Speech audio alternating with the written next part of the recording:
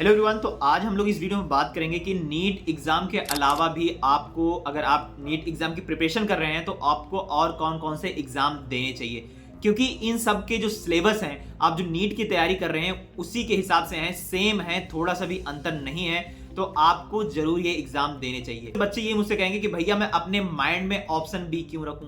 तो देखो, बिल्कुल नहीं रखना चाहिए। अगर आप पूरा 100% पैशनेटेड है नीट को लेके और आपके नंबर भी 500 तक आ रहे हैं, तो मैं कहूंगा, आपको सजेस्ट करूंगा कि आपको ये एग्जाम, आपको ये एग्जाम पे ध्यान नहीं देने हैं, आपको टोटली नीट पे फोकस करनी है और अपना जो है एमबीबीएस में सिलेक्शन लेना है। लेकिन मसला वही होता है कि और बच्चों के नंबर जो है बढ़ ही नहीं रहे, 2 साल से 3 साल से तैयारी कर रहे हैं और उनके नंबर 350 400 आ रहे हैं और दुनिया के ताने सुनने को मिलते हैं ना, जो वो बहुत तकलीफ देता है कि भैया तो 4 साल से तैयारी कर रहे हैं, अभी तक इनका कुछ नहीं निकला, कुछ नहीं कर रहे हैं, ये जस्ट 12th पास हैं। ये सब बातें ना जो बहुत चिढ़ती हैं अपने आप को। तो उन स्टूडेंट की जिनके 3 साल से या 2 साल से आप तैयारी कर लिए हैं और मार्क्स उतना इंप्रूव नहीं हो पा रहे हैं, तो मैं ये कहूंगा कि आपको जरूर ये रखने चाहिए। आप जितने एग्जाम मैं बता रहा हूँ इन्हें देने चाहिए। इजी होते हैं नीट से, नीट भी इजी होता है, लेकिन वहां कंपटीशन ज्यादा होने के कारण जो है स्टूडेंट का सिलेक्शन नहीं हो पाता, क्योंकि सीटें बहुत कम है। क्योंकि अगर आप मान लो आपका नीट एग्जाम किसी भी कारणवश नहीं हुआ, मान लो आपका हेल्थ इशू हो गया या आप अच्छे से प्रिपेयर नहीं कर पाए या फैमिली में ही कोई दिक्कत आ गई कि आप नेक्स्ट ईयर तैयारी नहीं कर सकते हैं, तो अगर आप ये सब एग्जाम दिए रहेंगे तो कहीं ना कहीं आपके लिए एक प्लस पॉइंट रहेगा कि चलो मेरा नीट में नहीं हुआ तो मैं इसमें अपना बेस्ट दूंगा। आप सैलरी है ना, आप फ्यूचर में जब अर्न करेंगे तो वो भी कम नहीं है, 50-60 हजार पर मंथ तो आराम से आदमी कमा सकता है।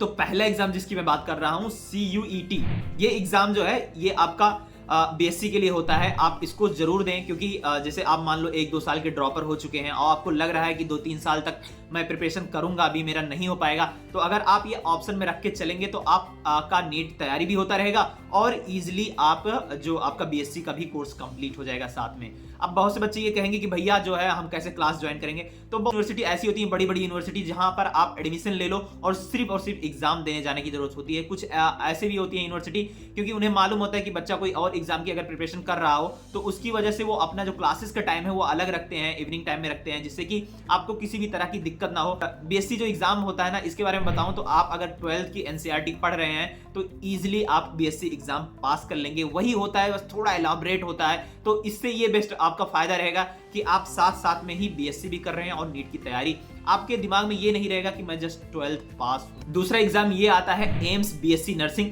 इसमें कुछ ही सीटें होती हैं, लेकिन जो एडमिशन लेना काफी आसान भी है इसमें, क्योंकि आपके 12 नीट का ही सिलेबस रहता है, तो आप आराम से सिलेक्शन इसमें ले सकते हैं। इजी होता है as compared to NEET. Selection हो जाता है तो कई एवरेज डॉक्टरों से आप अच्छा अर्न कर सकते हैं, क्योंकि आपके पास एम्स का टैग होगा, तो आपके लिए वो बहुत बेनिफिशियल होगा और आराम से ये स्टूडेंट फाइनली इनका जब कोर्स कंप्लीट होता है तो 60-70 हजार पर मंथ तो ये अर्न कर ही लेते हैं। हर एक स्टेट जो होता है उसकी अलग अलग एग्जाम होते हैं पैरामेडिकल्स के लिए स्पेशली। जैसे मैं यूपी की बात करूं तो यूपी में आपका आता है सीपी नेट एग्जाम। अब यहाँ पर सीपी नेट एग्जाम में आप इसके थ्रू आप आराम से बीएससी नर्सिंग में एडमिशन ले सकते हैं कहीं किसी भी स्टेट गवर्नमेंट मेडिकल कॉलेज में।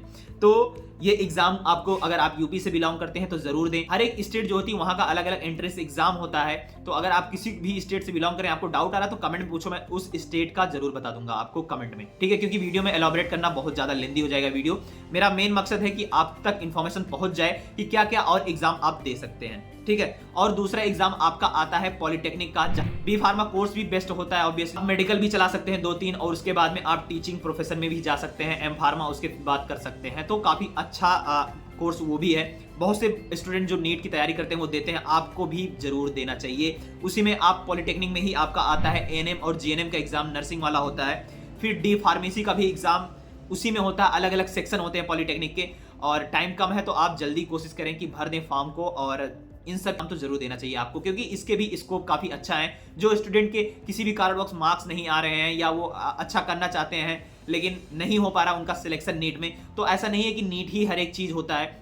ऑब्वियसली आदमी उम्मीद लेके चलता है ये कि हम डॉक्टर बनेंगे, लेकिन अगर नहीं हो पा रहा सिलेक्शन तो इन सब कोर्स को जरूर करना चाहिए ताकि आपके लिए एक बैकअप रहे, ठीक है? तो ये इन्फॉर्मेशन थी ये सब कोर्सेज के बारे में। आप जरूर दें इन एग्जाम को और आप मेन फोकस आप नीट पे ही रखें। अगर आप सीरियस हैं अगर आपके मार्क्स 450 और 500 तक आ रहे हैं तो आप नीट पे ही टिके रहें, 1 साल 2 साल लगेगा लेकिन आपका सिलेक्शन डेफिनेटली हो जाएगा। और ऑप्शन बी माइंड में मत रखिए अगर आप 100% श्योर हो। जैसे कि मेरे जो फर्स्ट अटेम्प्ट में 530 आए थे, दूसरे में 562, मैंने ऑप्शन बी इसलिए ही माइंड में नहीं रखा था क्योंकि मेरे दिमाग में वो चीजें ना रह जाए कि मेरा ये नहीं हुआ तो वो मिल जाएगा। तो अगर आपके नंबर ज्यादा आ रहे हैं और आपको भरोसा है कि आपका सिलेक्शन हो जाएगा तो इन सब एग्जाम को ना दें, आप नीट पे ही फोकस रहें। लेकिन वही होता है मसला ना कि किसी का फैमिली इशू, किसी का और कोई हेल्थ इशू आ जाता है जिसकी वजह से उनका एग्जाम बेकार हो जाता है और फ्यूचर में वो तैयारी भी नहीं कर सकते, क्योंकि तैयारी करना इजी नहीं होता, काफी कॉस्टली पड़ता है। तो बहुत से स्टूडेंट तैयारी नहीं कर पाते हैं, तो वो ये सब एग्जाम दें ताकि कुछ ना कुछ वो जिंदगी में कर लें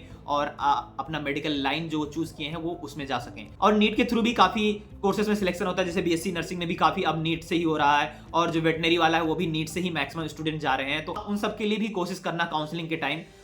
बस इतनी सी इंफॉर्मेशन थी और ऑल द वेरी बेस्ट। तुम लोग अपने लाइफ में बेस्ट करो, बस इतनी ही मेरी कामना है। All the very best.